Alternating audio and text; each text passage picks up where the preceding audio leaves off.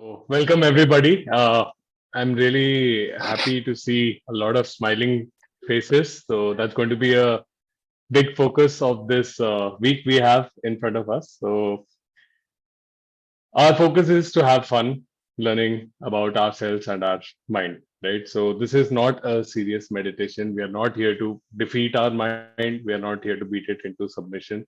We are here to learn to really make friends with it and make sure that our mind is delivering beautiful experiences to us at every point of time, right? So literally you could call this retreat, this practice, there is a formal name for it, twim, tranquil wisdom insight meditation. I'll talk about why that name is, but you can think about this as a week to befriend your mind, right? And to do that, we've shared a prep kit with you that gives us little bit of a glimpse of what we are going to experience through the week, right? So we want to understand how this mind, this magnificent mind that in this very group, right? All of us are doing extremely different things in life, and we've learned so many different skills. So not only what we do professionally, but personally, we may have hobbies, we may have skills like being able to cook or being able to paint or draw, right? Which are not professional hobbies. There are so many things that the mind is capable of doing, but we often end up learning little to nothing about how the mind translates into a quality of experience for us in life, right? So our entire education is focused on how do we make sense of, how do we transact with the external world, how do we deal with other people, how do we make things happen through physics, chemistry, or how do we inspire others through art or music, right? So we learn a lot about that, but at the end of the day, if we are not feeling great, or if we are feeling frustrated, or if we are obsessing about something, right? We just put it down to, okay, I'm feeling a certain way today. I'm not feeling like doing something. It's just comes down to very vague platitudes, right? So I feel this way. I feel good. I don't feel good. And one of the worst words that we use to describe how we are feeling to ourselves and to other people is to use a word like fine, which is absolutely characterless. It says nothing about what's really happening. It's we simply do some calculations, figure out, okay, these are things that are going well for me, these are things that are not going well for me, and let's put this, somewhere between 3 and 7 on a scale of 10. Let's just bucket it into a word fine and just use that word fine, right? And what we want to do is explore beyond that. How do we make our experience of every moment fantastic, right? What does it take? How does the mind create experiences? How do those experiences feel good or bad or rewarding or frustrating, right? Understand that process through observations, through making friends with our mind, through turning inwards, not just looking at what we can solve, what we can transact with the external world, see what's happening inside, spend some dedicated time, and become smarter with that, make better friends with our attention, our mind, and hopefully have a better handle on the experiences that we have going forward, right? There's a quote that I like to use right at the beginning of every retreat. I'm going to just quickly share my screen, let you all have a look at it. And this is kind of the a bit of the theme of what we're going to be focusing on. So I'll just let you read this. It's fairly long, but this is something that the Buddha says,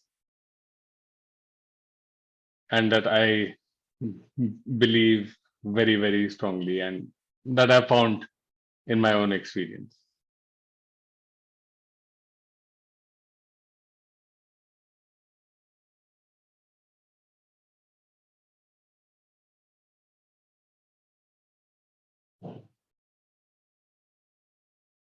And this is what we are going to strive for this week: developing, cultivating making friends with the mind, and shaping it in a way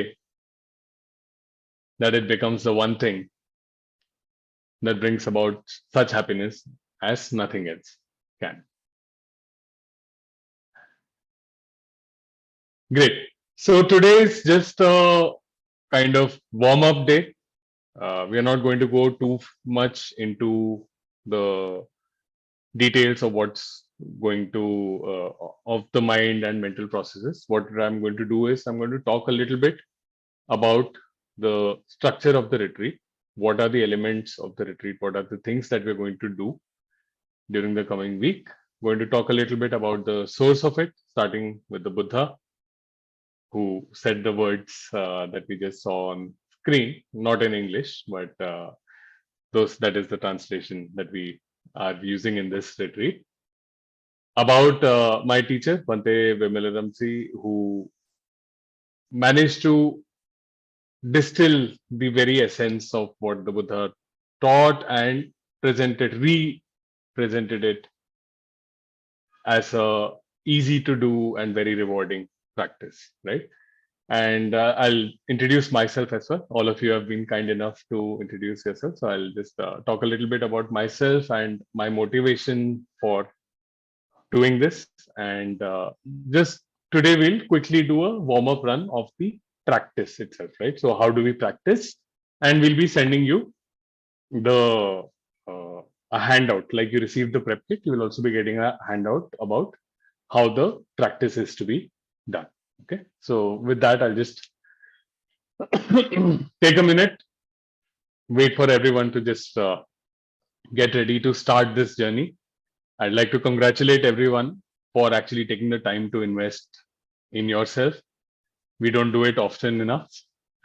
And the fact that you have done this is already a fantastic beginning, right? So just let's get up for the ride. And in just a few moments, I'll start talking about the practice and what we're going to cover about the retreat. Okay. So this retreat is the practice that we're going to be doing is a smiling meditation. Smiling is an essential part of this practice, whether we are doing formal practice while we are sitting or while we are walking. And I'll talk about what sitting meditation is, what walking meditation is. And it's also to be a part of our daily lives. We've got to smile as often as we can. I know that many of us may not be in the habit. It may feel very alien in the first couple of days. You just need to have a slight smile, like you see on a Buddha statue. It's not a grin. It's not something that is going to freak out people around you. Just a slight smile that your mind knows that you're smiling internally and you're smiling externally, right? So just a little smile that is going to be part of our daily lives as well as the practice for the next few days. I'd like you to just mentally prepare to do that, start practicing, and within no time, I'm quite sure that all of you will be smiling quite consistently and quite happily. Second thing I wanted to talk about is something I mentioned, right? And that goes with the smiling. This is not a very serious practice. It has very serious outcomes, very important outcomes, very profound outcomes. But this is not a serious practice. We are not trying to overpower the mind. We're trying to make friends with it. We are trying to do this practice with an uplifted mind. Even in school, college, courses that we really learn are courses that we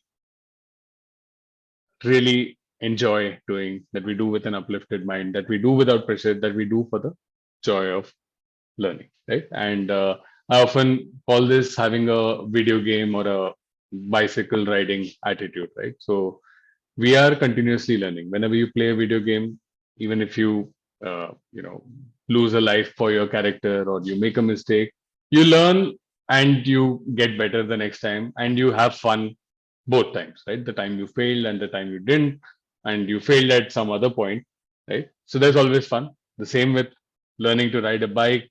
You'll fail at different things, but every time, just by the activity of participating in that learning exercise, you're learning something new, something exciting and you're getting better at what you're doing, right? So that is going to be kind of just setting the attitude that is required. Have fun. At any point of time you find that you're trying too hard to get certain results, trying too hard to make something happen, just take a step back, right? We're going to have fun with this practice. Okay. So this retreat has a few components. So every day in the evening, we have this session, right? And the idea of this session is to talk about the mental processes, the mechanisms that go on in the mind. How does experience come to be? And how can it be made to be in our favor, right? So understanding the mechanisms of the mind. So we'll start unpacking certain concepts. We'll start with a very macro level concept, and then we'll go extremely deep into what's happening within a fraction of an instant. And then we'll come back again to see how this is affecting the experience of our life and how this can be modified, right? So these are the evening talks, and the talks will also focus on a few different things. One part, the first few days, first 3 days, we'll talk about the different skills that we need to understand mind, to observe mind and mental phenomena and mental processes. The next 3 days, we'll really zoom in. We'll understand what are the underlying mechanisms that we are learning to observe with these skills, right? And then we'll come back to how we can use this understanding in actually making favorable changes to our life, right? So that is how the evening talks are spread out. Now, what happens through the day? You have to do your practice. Today, I'll just cover the beginning practice, and we'll also send a handout. So every day, there'll be 2 practices that you'll do, which is sitting meditation for 30 minutes each, and one walking meditation of 15 minutes. So I'll describe what these things are, and they are not going to be challenging. Even if you've struggled with other forms of meditation, there are certain aspects to this practice that will allow you to easily not only meet these times, but actually easily go beyond that as we progress in the retreat. So what happens is in the evening talks, so I will act as a guide.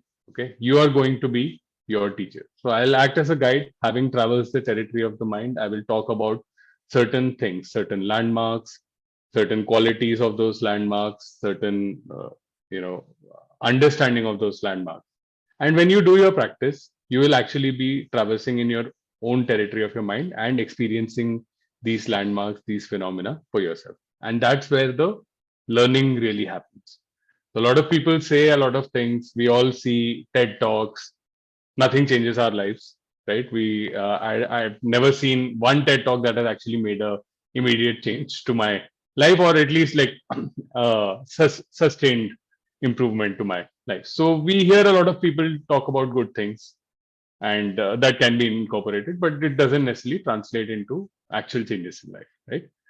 So when you traverse that territory for yourself, when you experience those landmarks, those phenomena for yourself, you have an understanding and a confidence in what is happening that can never be transmitted by words. Okay. So that is how these things are interweaved, right? So the evening talks and your own experience. The third thing that happens is we will have a daily check-in. So we don't have a check-in for tomorrow. Starting Saturday, we will have a check-in. Tomorrow will be your first day of meditation. So every day there'll be a 10-minute check-in, and I'll talk more about blocking times for that in tomorrow's session. So I'll share a Calendly link where you can block times, 10-minute slots with me, and I'll make slots available in the morning and in the evening, so you can suit your schedule, right, while setting up the time with me. And what happens is during these check-in sessions, so one of the great things about the practice that we're going to do is that there is very measurable and very clearly defined markers of progress. So it is not like I have one practice and now you have to do it for the rest of your life and you don't know whether you're progressing or not. You can convince yourself that, okay, I think I had an insight, right? And nothing changes in your life. So it's not going to be like that. You're actually going to go through stages of development that are discernible for someone who has traveled the territory. And I'll use that to help you fine tune your practice, make some changes, or if there is something that you're struggling with, what you can do to get past that. Right? So we'll make those little tweaks that allow you to traverse that territory for yourself and actually make those learnings, right? So make no mistake, you're going to be teaching yourself all the lessons. I'm just going to be presenting information that is going to be useful for you, tools that are going to be useful for you while you take this journey. Okay. So that is the third element of the practice. The fourth thing is the morning routine. So every day in the morning, so Mridul will be leading group meditation sessions in the morning. So we will do three things. So as part of the morning routine, there are the refuges that we take. So we pay our respect to the teacher who gave this teaching. We pay our respect to the teaching itself, and we pay our respect to the people who have preserved this teaching. So this is a act of opening your mind to receive the teaching. So this has no religious connotation. It is just putting your mind in a state where it is open and receptive to the teachings. After this, we have the precepts. So the precepts are simply suit actions or actions to avoid that will create noise in your mind, that will create obstacles in your ability to see the territory of mind clearly. So when you do certain actions, and we have all experienced this, right? Certain actions that we do leave us agitated. Certain actions other people do also leave us agitated. May be a little harder to control what other people do, but at least we can be a little more constrained, at least for the period of the retreat, about the things that we do, and that will introduce agitation, turbulence in our. The less agitation there is in our mind, the more clearly we'll be able to see things and actually learn for us. So we take the precepts, and finally we read a few verses from the Dhammapada. So these are verses spoken by the Buddha at different times, and these help us to create an open mind again towards the practice. Also, these are kind of packaged insights. They may seem ordinary when you recite them, but when you actually practice and you start seeing certain things, those insights will appear to you in a very different way. In a way, this is kind of some of the information that you will be experiencing while you're moving through the territory. And at that time, it will really light up when you actually see something that is relevant, right? So this is the morning routine. This is followed by a group meditation. So I would highly recommend that you join the group meditation for the first couple of days when you're doing 30-minute sittings. It's useful to see the group to kind of get into the flow of things. Over time, as your ability to sit longer increases, you may opt out of that. You may, start, and then maybe you can log off and do your longer sitting. Or if that particular time doesn't suit you, you can choose a different time, right? So this is something we're flexible about, but I would recommend at least for the first few days, it will help you get in the flow of things.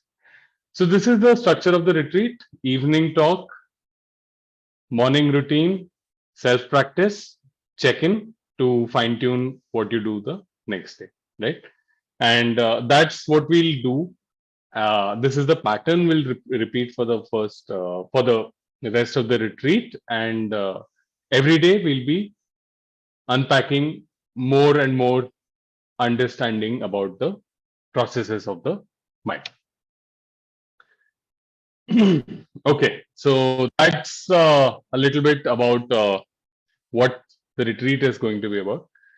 And before getting into the practice itself, so I'll just give a very brief background. It seemed to me from the introductions that a fair few of you are familiar with the idea of vipassana and are familiar with the Buddha. So we've had groups before who have had absolutely no exposure. Might be that one or two of you also don't have the exposure, but so I'll just quickly look at what we are talking about, right? So the Buddha fundamentally, and he actually clarifies these in different talks, fundamentally says there is only one thing I teach, which is the end of suffering.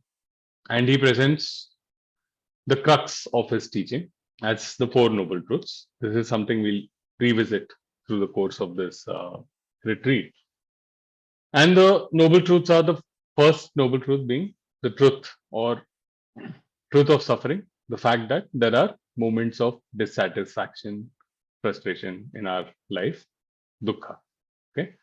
The second noble truth is the origin of that suffering. What is the basis? What is the underlying condition for that dissatisfaction? Right. So this is called dukkha samudaya, origin or basis for that suffering or dissatisfaction.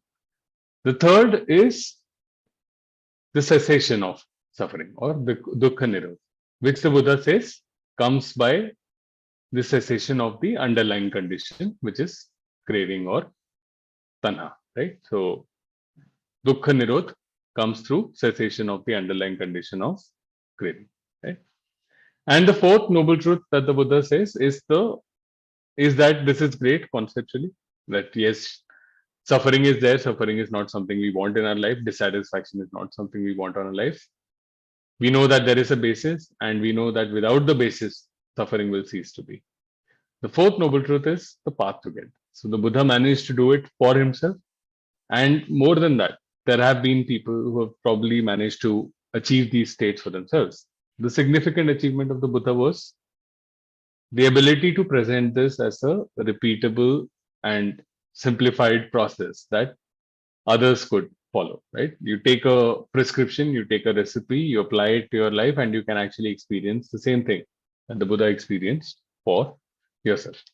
So this is the noble truth, and these are the noble truths. And what we are going to do is actually understand each of these truths, understand suffering, how it comes about, understand the origin of it, the basis of it, understand how it can be brought to an end, and understand how this can actually be not just theoretically but practically be integrated into our lives, right? So in this retreat, we'll be covering the entire eightfold path, right? And we won't we'll actually start with unpacking a lot of important pieces, and then we'll bring together all of these to understand how they constitute the eightfold path. And the Buddha, like just like the noble truths, overall he had this very analytical way of understanding things. So he used to always look at root cause analysis, like what is the cause of an emergent phenomena and what can we do, how does working with the cause affect the emergent phenomenon, right? Great. So this teaching was given some 2,500 years ago, right? And so what's new? What happened? Why am I so excited about this? So around 5 years back, I had the extremely great fortune of stumbling across an American monk, my teacher, by the name of Bante Vimalaramsi. And much like we are interacting, I actually ended up signing up for a online retreat on the basis of a recommendation from someone that I got. So Bante Vimalaramsi had spent 2 decades in Asia, really training very as a monk, training deeply in the Vipassana tradition, and he achieved a lot of the highest knowledges and attainments in that tradition, but felt that there was still something missing in terms of his overall experience of life. And with this feeling in mind, he went back to the suttas, the discourses that are directly attributed to the Buddha, and spent a lot of time figuring out whether there are some missing parts, whether there are some things that got either neglected or modified over the course of time, and tried to distill back to what he felt was the practice that the Buddha actually taught, right? And he used this practice, used this understanding to start teaching students, and he found not only in his own practice that after 2 decades, that a week of making those changes had a more profound effect on him than any of his previous experiences did. And he also started sharing this with different students and continuously learning from what problems they faced or what experiences they had, what insights they were able to generate, what changes they were able to generate in their life. And he kept fine tuning it till it got to the form that I'll be presenting to you. So by the time I encountered this practice, it was already quite refined, tested over thousands of students. I had extremely transformative experience in this practice, and uh, it was just simply following instructions, right? Simply following instructions. And over time, after following those instructions, having such deep experiences, one of the things that I did was I struggled a lot in understanding the conceptual part of it, the information that was presented in the daily talks, because it assumed a certain familiarity with Buddhist concepts and texts and classifications, right? And I really struggled. I had absolutely no experience in meditation. I had no experience with Buddhism before I did my first retreat. And those two things kind of drove me for the next few years, right? So one, I wanted to understand this very deeply. I couldn't believe that a week practice online, right? Sitting at home, not really making a trek through the Himalayas or doing being isolated in a cave for a year away from this thing. I couldn't believe that like a week could make such a difference to my life. And I spent a lot of time understanding what was really going on, and I discovered that this was not, first of all, not at all religious, the teaching, and this was not at all dogmatic, not driven by faith or belief that okay, must be something, I need to believe something that I cannot see, right? It was completely scientific. The whole approach was scientific, the whole approach was phenomenological, right? It would dealt with actual phenomena that you experience. And my further investigation actually helped me understand that this is extremely consistent and probably much further ahead of what the latest in neuroscience and psychiatry and psychology is actually learning. And I spend a lot of time trying to look at the scientific aspects of things, and secondly, trying to understand how those Buddhist terms could actually be, uh, you know, translated into a way that I could understand it, right? So, if even without any, had I not had any exposure to Buddhist teachings, what would be the presentation of it that I could have actually understood and followed, and that could have helped me make much deeper progress, much more rapidly. And kind of what this retreat is about, what I'm doing is just paying it forward, right? I received this amazing gift from this selfless monk, and it is almost natural, and it is also outcome of doing the practice that you feel such joy that you can't but share it forward, right? So it is much like watching an amazing movie or eating an amazing dish, and then you become a proponent of it. So I'm not going to be a very aggressive evangelist about it, but what I will do instead is I will use the effort that I have spent, the time that I have spent trying to understand how this practice works, understand how it relates to the kind of scientific upbringing that I have had, the way of looking at the world that I have had, and try to share that so that it shortens that process of enjoying these gifts for you. So that is how I'll be paying it forward. I'm not a monk. I'm not nowhere close to the kind of selfless service that my teacher gave. But this is my contribution, trying to make this accessible to a lot of people who may not naturally be drawn by the aspect of the religious institution of Buddhism, or who may want things to be addressed from the perspective of scientific temperament and skepticism, that something should be compatible with that. So that's kind of why I'm doing this retreat, trying to pay forward the amazing gifts that I have received myself. Right. So that's, I'm going to take a pause with that. So that is a bit of a background about the retreat, about myself, my teacher, the practice that we're going to be doing, how those different things that we do in the retreat are important, how they're going to tie in together. What we're going to do next is a quick guided meditation, and the instructions will also be shared with you in the form of a mobile friendly handout, so you can refer to them. So before we get to that little quick guided part, I'll just take a pause and just see if there are any questions anybody has.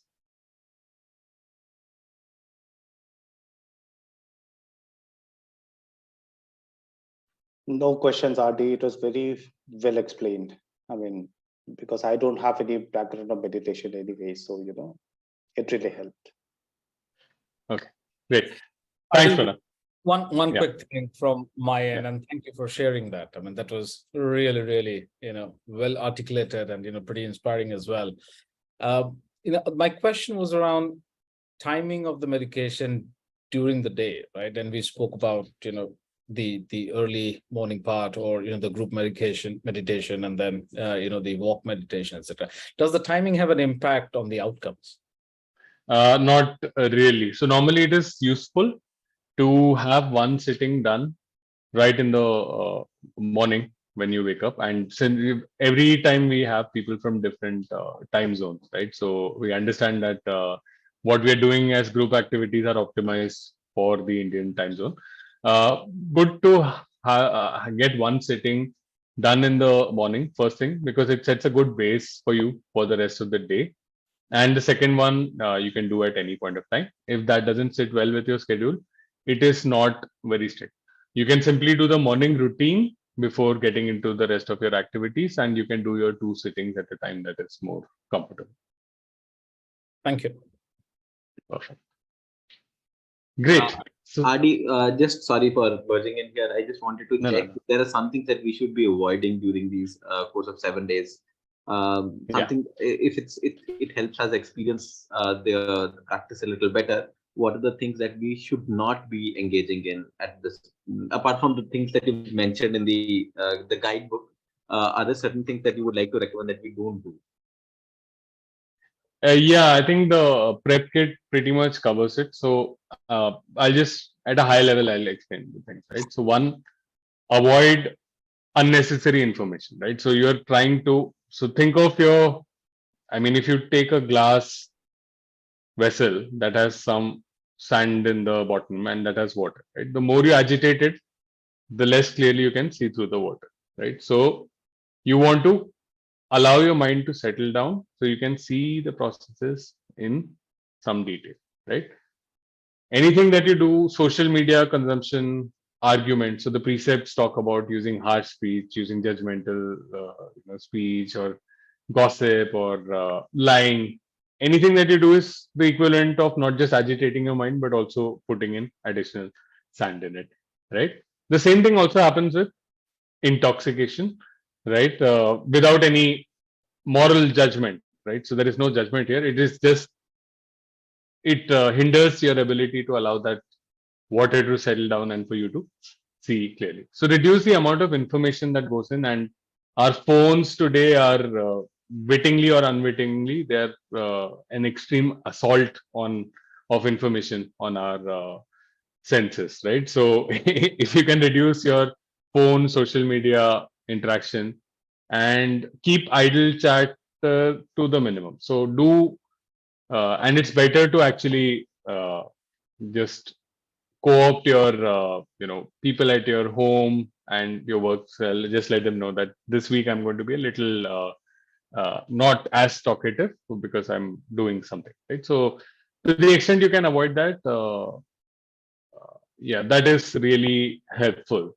And yeah, I think the digital media, digital devices are the biggest bane, right? And avoiding intoxication is quite useful. Follow the precepts, really make a sincere attempt to follow the precepts, avoid some idle chatter. I think beyond that, it is, again, these are things that are useful. If you end up slipping on any of them, right, for reasons beyond your control, then I like with the video game and bike attitude, right? So don't be too harsh on yourself. You have to. So you're learning a new skill, right? So it's like a child learning a bicycle. So even if this may sound a little patronizing or condescending, I have been through the same process. So that's why I'm saying it. So it's when you're learning a new skill, you're going to make mistakes, right? And the mistakes. So you need to be kind, and you need to create a environment where you feel encouraged to make more mistakes but make progress, right? So just have that as the guiding principle, that we want to make progress, we want to have fun. That is most important, and we're going to do the things that help us to do that. If we slip, we are kind to ourselves, we forgive ourselves, and we go ahead and apply ourselves with fresh energy. Thank you. I hope that helps. Yeah.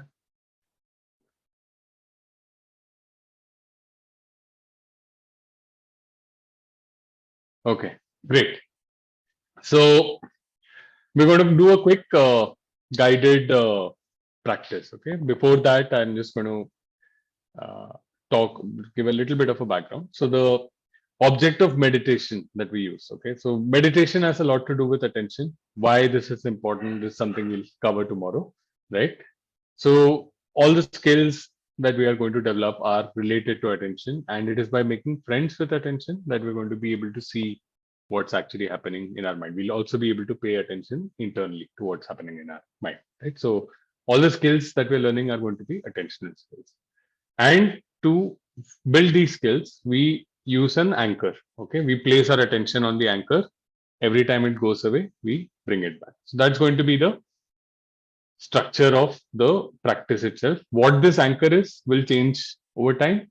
What is the way of getting our mind back when it drifts away? That is going to be the two things that we're going to start with today, right? Uh, Generating that anchor, right?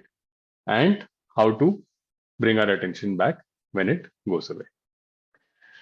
So the object of meditation, which is the anchor that we use in this practice, is called metta, or this is related to the Sanskrit root word of maitri, or friendliness, friendship. It is also used in some of the sutras. The Buddha also uses it in the context of almost motherly love, right? So like mamta. But maitri or friendship, loving kindness, is the way it's translated in English, is going to be the anchor. So what we're going to do is we're going to today just practice how we're going to bring up the anchor, and then how we work with it. Okay.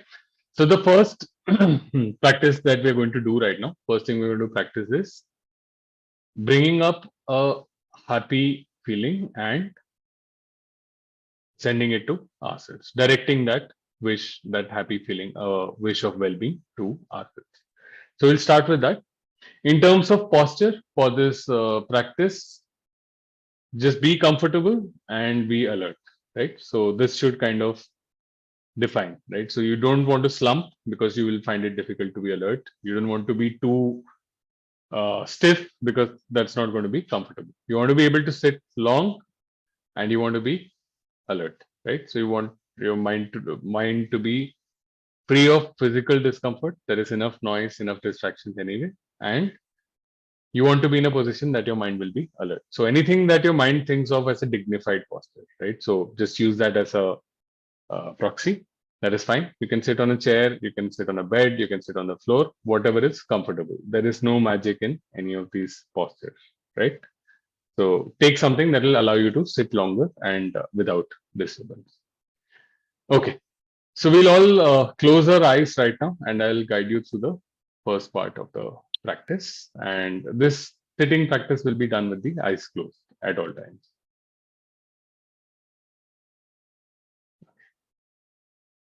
Just settle in to wherever you're sitting. Get comfortable. Settle into the moment.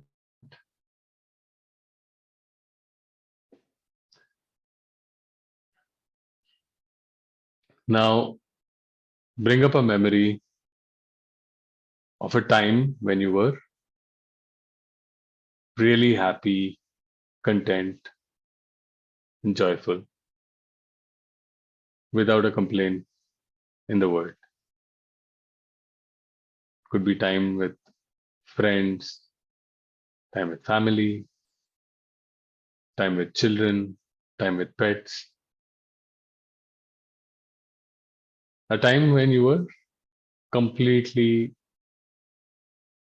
joyful, just living in the moment, not worrying about the future, not bothered about the past, just in the present, happy, no complaints with reality, satisfied.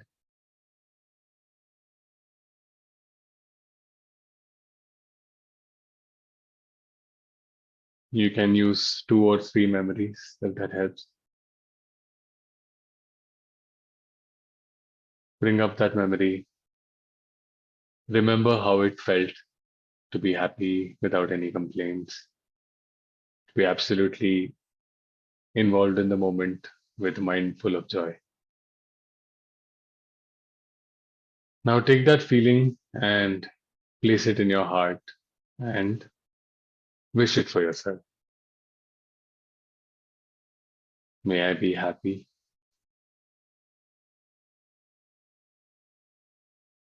May I be peaceful. May I be full of joy.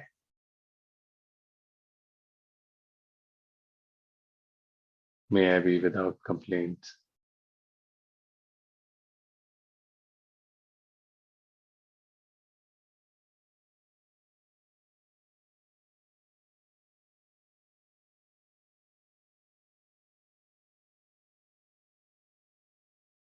May I be happy. May I be calm. May I be full of joy.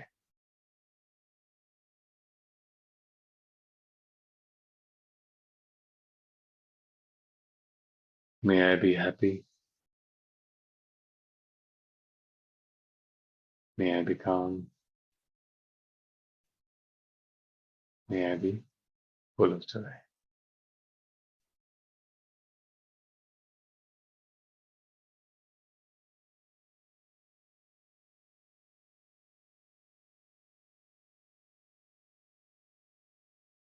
May I be happy. May I be calm.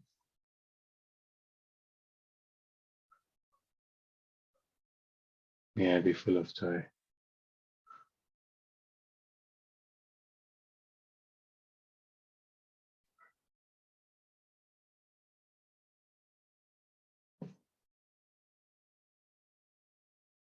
Open your eyes slowly.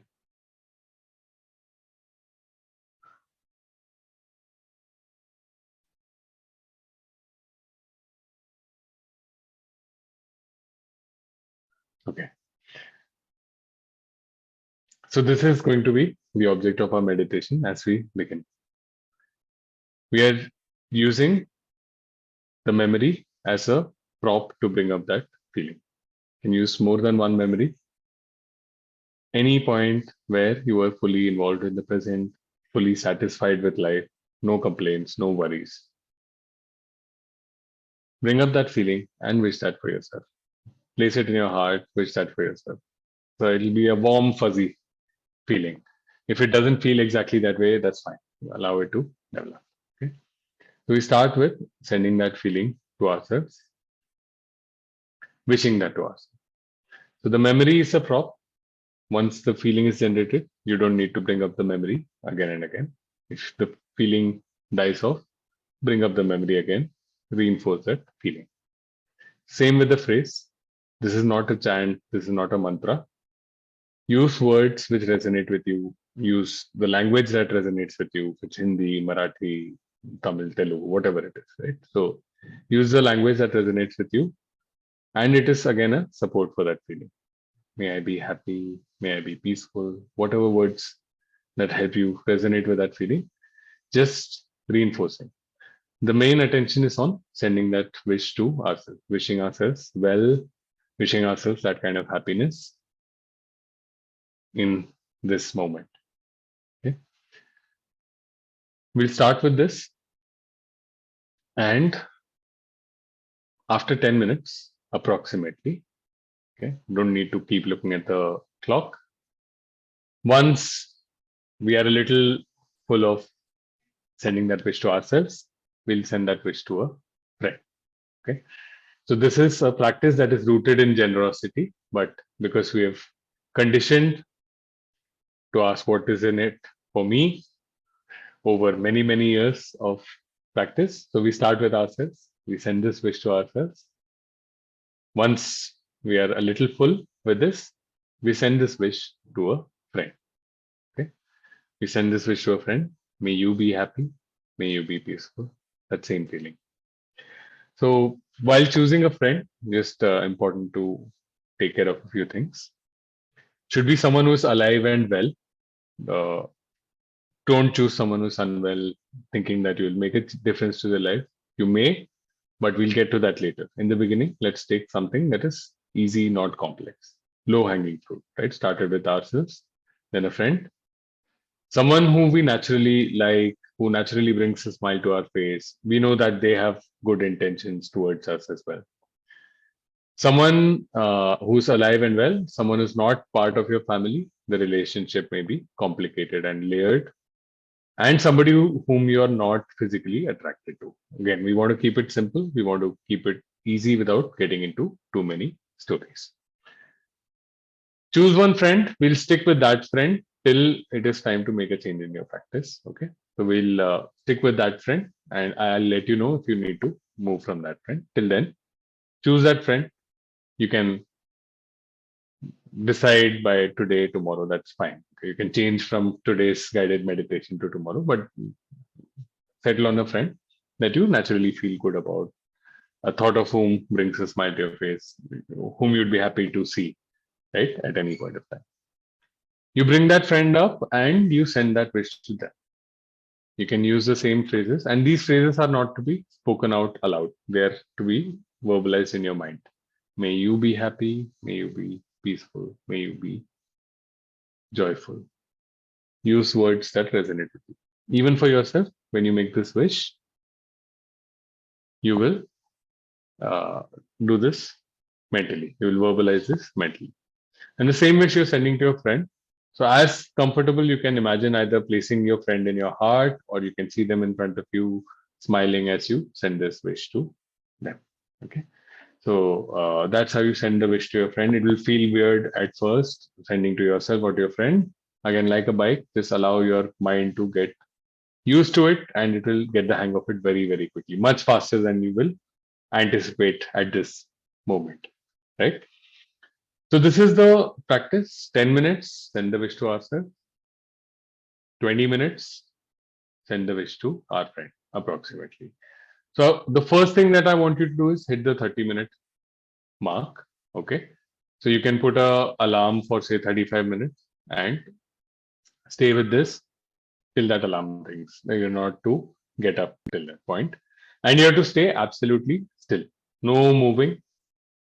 Even if you feel that you feel some urge to move, avoid moving. And I'll talk about how to do that. So this is the first part, which is the anchor, right? First 10 minutes, sending the wish to ourselves. Next 10 minutes, sending the wish to our friend. That is the anchor. That is where we place our attention. But as soon as we start, our attention will wander to something or the other, right? So it'll go to, if you're a cricket fan, it'll go to the IPL. If you've had a argument at office, it'll go to that. If you have some mail to send out later in the evening, it'll go to that, right? So something or the other will come up, or there'll be some noise. If you have kids, they'll make some noise in the background, right? Your attention will go away from this. That is guaranteed. As soon as it does, so first of all, we're not to get annoyed about this. We'll talk about in more detail about why things come up in our mind, how they come up, right? But for now, as soon as you understand that your mind has drifted away, we use a technique called the 6 hours to bring our mind back. This is in the prep kit. This is also described in the beginning practice that we'll send to you. So you recognize that attention has drifted away. You let that thought be, whatever it is. Sound, it's an itch, if it is a thought of something that you need to do, you let it be. You don't engage with it. You don't chase after it. You don't fight with it. You don't judge yourself that a thought has come up and your attention has gone after it. Let it be. And every time your mind goes after something, there'll be a little tightness and tension in your mind. It's as if something is gripping your mind. You may feel it on the top of your mind, back of your head, in your shoulder a little bit. There'll be a little tension and tightness. So this is a little bit like if you're very agitated with something, or if you're waiting for something very desperately to happen, you'll find that constriction happen in your mind. This happens every time your mind chases after a thought. So you relax that tension and tightness. Just let it. Okay? So recognize that attention is involved with the thought. Release that thought. Relax the tightness in your mind. Smile. You would have forgotten your smile by now. Smile and return to your object of meditation. Recognize, release, let it be. Relax the tightness in your mind. Smile and come back to your object and repeat as many times as required. Your mind will go again and again. It will one thing or the other. The same thing also, it might go again and again. Our job is simply, as soon as we recognize, to follow through with the rest of the steps and bring our attention back. Okay. So what this practice is, we'll get into more detail again over the next few days. Right now, I just want you to start finding the balance with this. It'll feel weird in the beginning, and very soon you'll start getting the hang of it. So we'll do another quick 5 minutes. We're almost out of time. We're out of time today. So we'll just quickly for 5 minutes or so start with bringing up the feeling, wishing to ourselves, wishing to our friend, and using these 6 hour technique, right? We'll do a quick thing. In your actual practice, you'll send the wish to yourself for 10 minutes and then for 20 minutes to your friend. So I'd like you to close your eyes again, get comfortable in your seat, settle into the moment.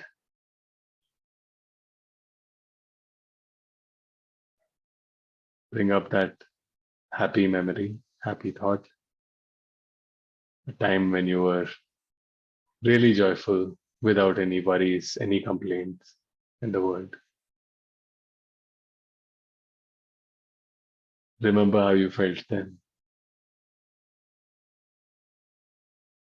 Place that warm feeling in the center of your chest and wish that happiness for yourself.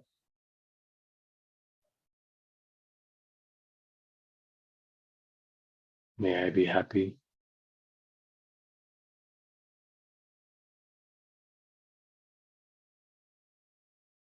May I be calm.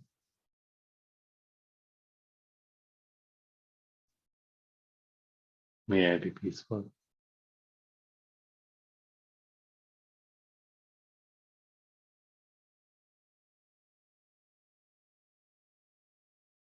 May I be happy. May I be calm. May I be peaceful.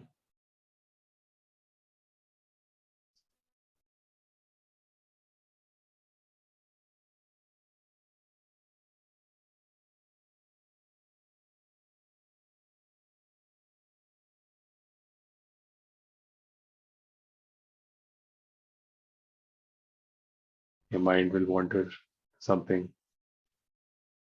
Sound of my voice maybe. Recognize that attention has drifted away. Let that be, that sound, that thought, let it be. Relax any tightness in your mind. Smile and come back. Send that warm feeling to yourself.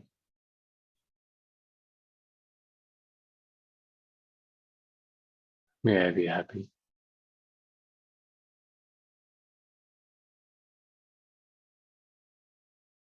May I be full of joy.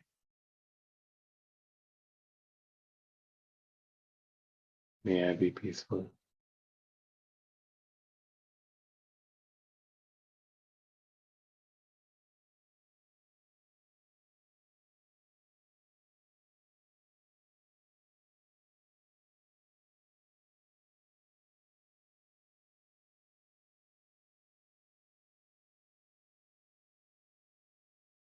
Again, your attention will drift.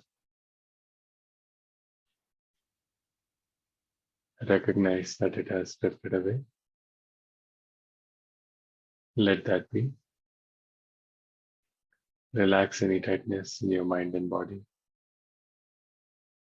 Smile and come back. May I be happy. May I be calm. May I be full of joy.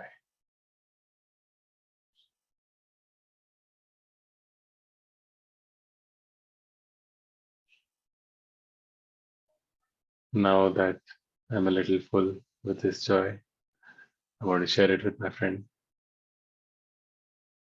Bring him up.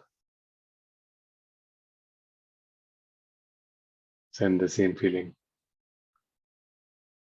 May you be happy.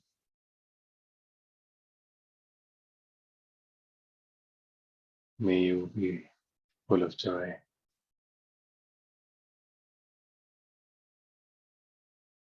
May you be calm.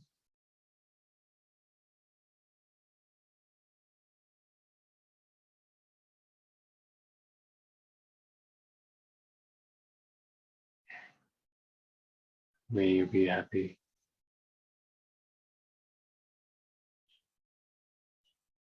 May you be at peace. May you be full of joy.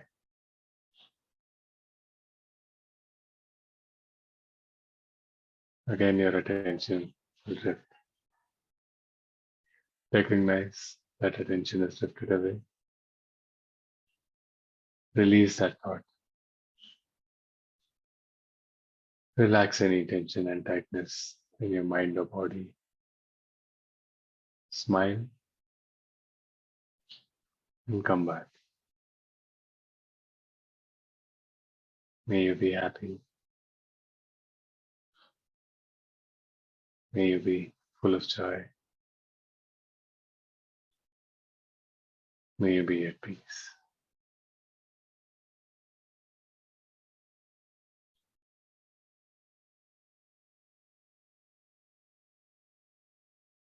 Open your eyes gently.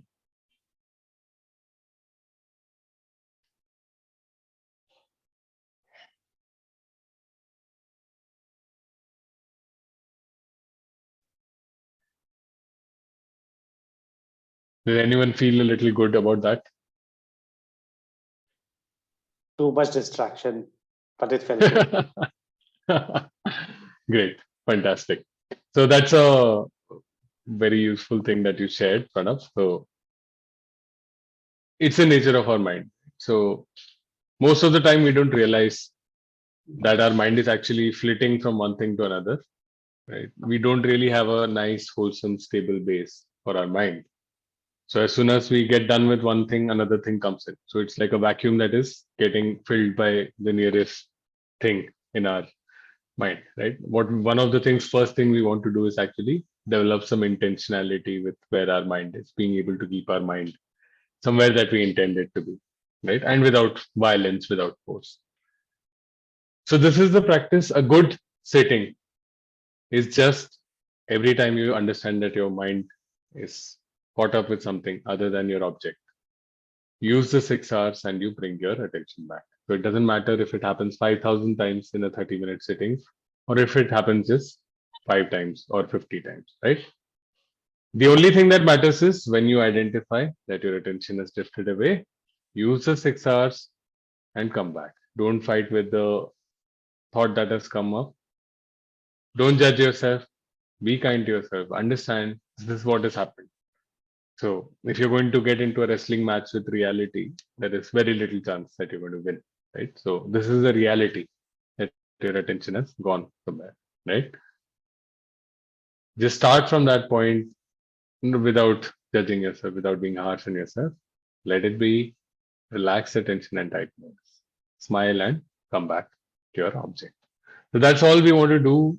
Tomorrow is just kind of going to have a bunch of scrapes because you're going to fall off your bike multiple times.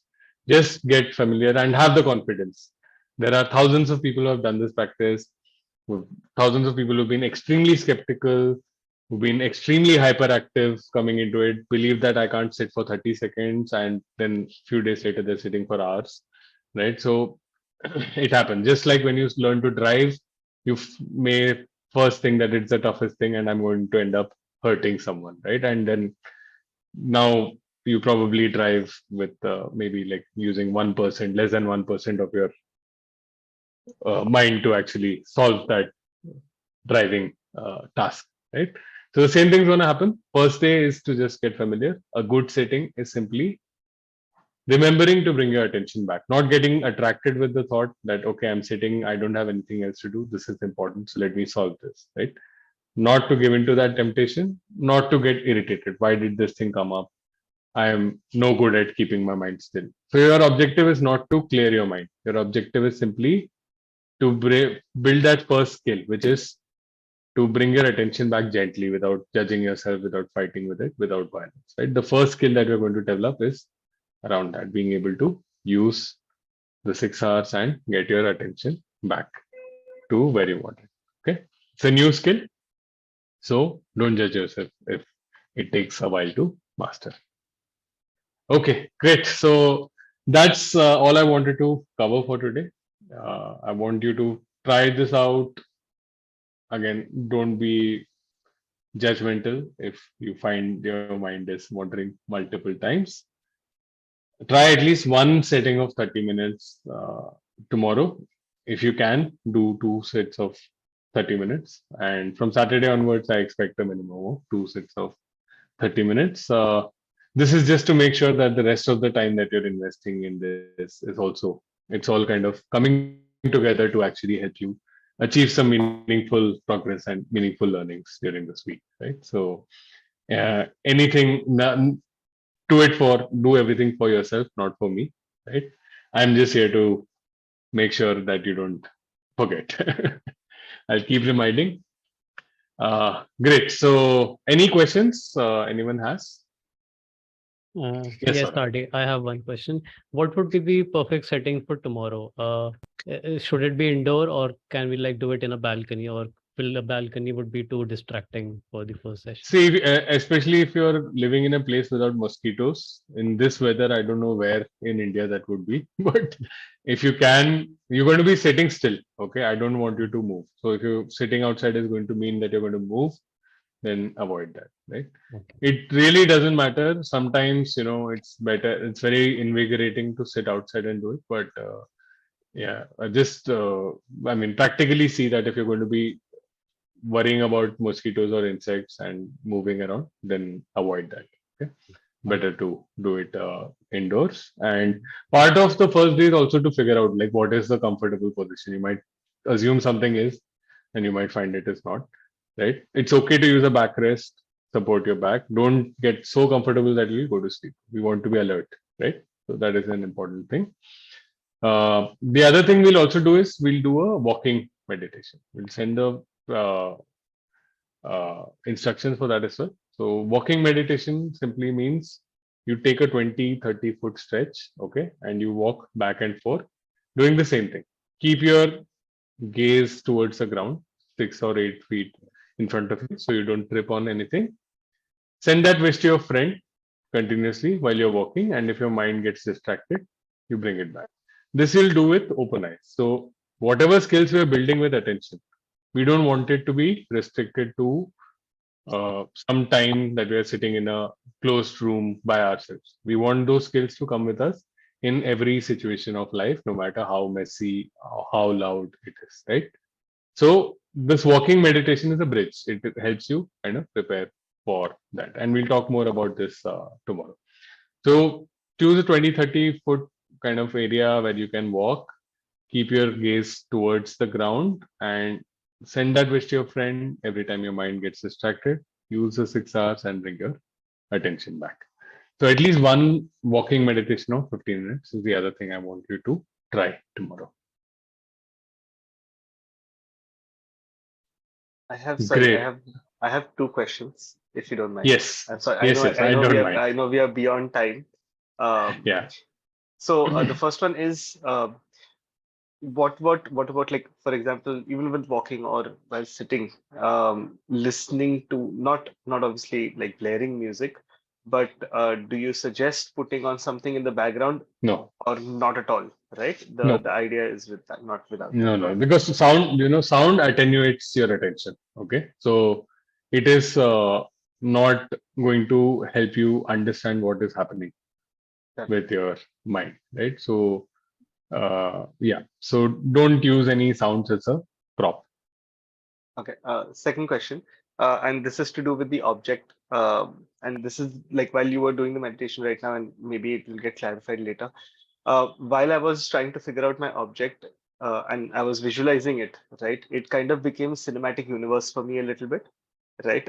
So while I was imagining one thing, suddenly it started swinging around, and while I was trying to feel it, the attention started moving to how it looked and therefore how it made me feel about that. So I'm trying to figure out what is the differentiation between the visualization of what it is making me feel, right, as compared to how I feel about it, and how do I kind of negotiate between those two? So that's a great question, Pratik. So the first thing we're doing is using a memory to bring up that feeling. Okay, once that feeling is generated, you let that memory be. You don't need to bring it up again and again. Now you're wishing it to yourself, and then you're wishing it to your friend. So you may have a certain way of visualizing how you're sending that wish to yourself. You may also visualize your friend. The object of meditation is sending that wish. So metta is directed. It's not in a vacuum, right? The feeling of goodwill is directed. First, is directed towards us, then it's directed towards the friend. You must know in your mind that your attention is on that directed goodwill. Just sending that wish to a friend. Whatever else comes, things may come in the background. There may be a visualization in the background. It is fine. Just allow it to be. Don't engage with it. It may go off on its own, right? But if you find that you started chasing something in your visual field, some chain of thought, completely forgot about your friend or about yourself, right? You completely left the object behind and you're on to some or other adventure. That as soon as you realize that, you use the 6 hours. But if you're with your friend, if you're with yourself in the first 10 minutes, anything else that comes in the background, don't worry about it. Let it be. This your main attention should be on sending that wish. Does that help? Yes, it does. Thank you. Any other questions?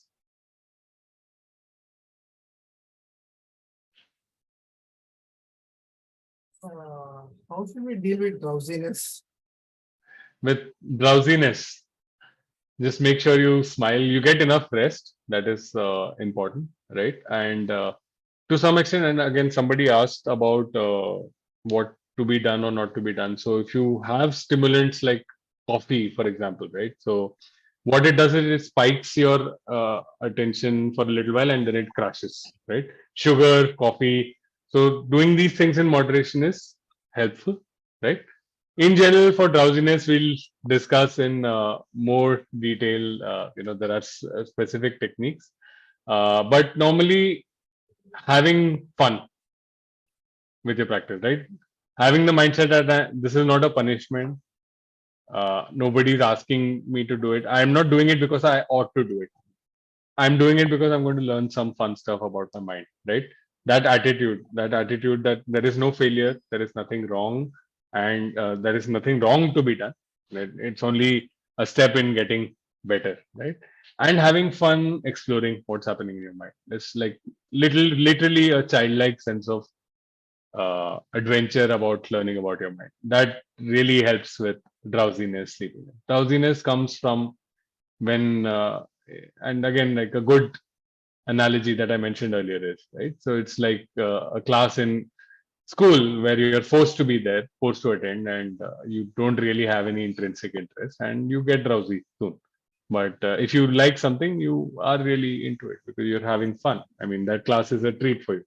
So just bring that attitude, like bring that sense of adventure, because there is, like the Buddha said, right? There is no one thing in the world that can bring such joy and bliss as a mind that is developed and cultivated. So with that as motivation, so I just recommend that you bring some fun into your attitude towards your practice. Thank you. Great. I'm just trying to be a little considerate because I think I ran over. I spoke a lot today. So I do have time. If anybody has questions, I'm available to answer that right now.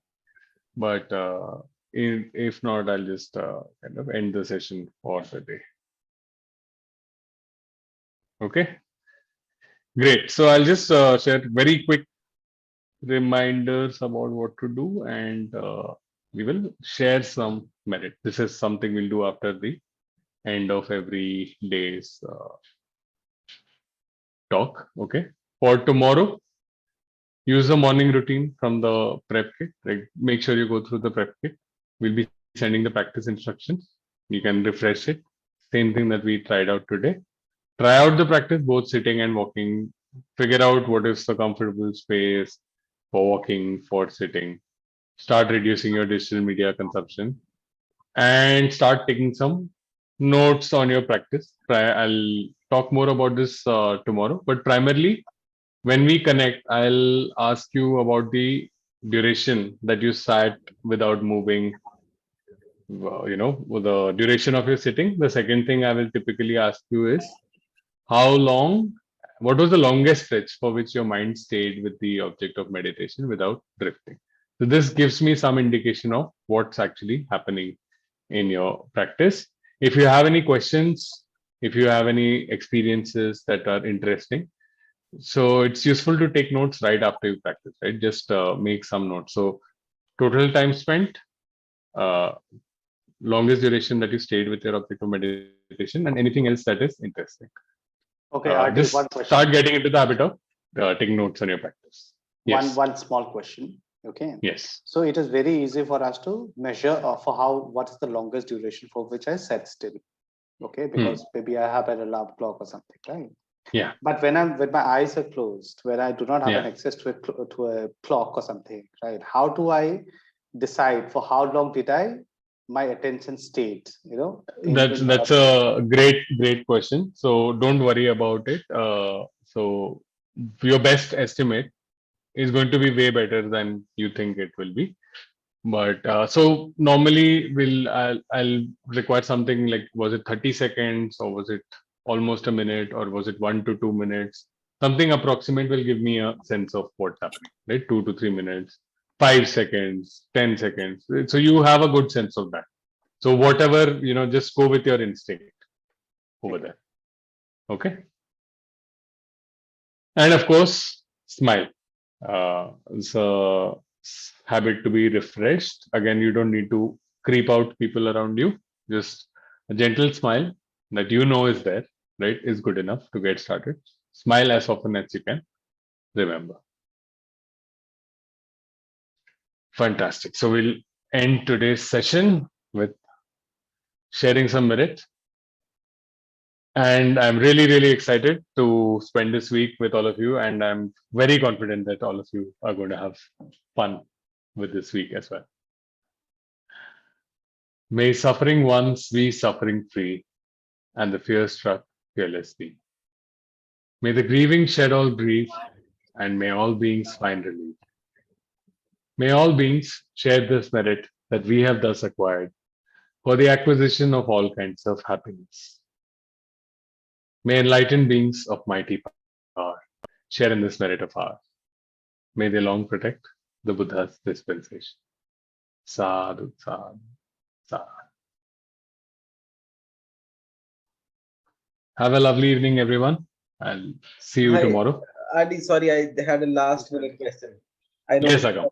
Sorry. But Don't I worry, was don't just worry. thinking about the meditation that we just did, and also reflecting on the first quote that you said, right? The second line and the feeling itself, aren't they a little contradictory to one another? That the happiest thing I should not be thinking about. There is no one thing that gives me the most happiness, and then we are trying to inculcate this feeling of the moment that I have been most happy and most content with. So I just got a little Yeah, anxious. yeah. Don't worry. Don't go so intellectually into it. Any memory that makes you happy, just bring it up, right? So what that quote said was the mind is capable of producing the maximum amount of bliss and happiness, right? And essentially, we're going to enable the mind to be able to do that. So you're going back to a time in the past where your mind was able to create that beautiful sense of happiness for you and wishing it for yourself. So you're kind of using that. So it's not in contradiction, Okay, right? And okay, don't I get it. worry so Get much it. about Yes, this. I get it now. Yes, okay. Great. Yeah. Perfect. Thank you. So Thank have a you. lovely evening, all of you. And I'll see you again tomorrow at this time at 8. Okay.